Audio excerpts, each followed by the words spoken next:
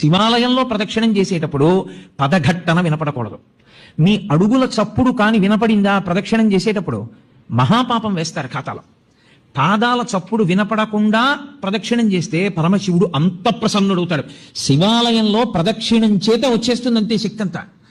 ఎలా ప్రదక్షిణం చెయ్యాలని అడిగారు. నిండు గర్భిణి, ఇంకొక గంటలోనో 2 గంటల్లోనో ప్రసవం అవుతుంది. కిందంతా బిందెతో నూనె పోసేశారు. ఆమెకు ఒక పెద్ద బింది ఇచ్చి నీళ్లు చంకలో పెట్టారు, డొక్కలో.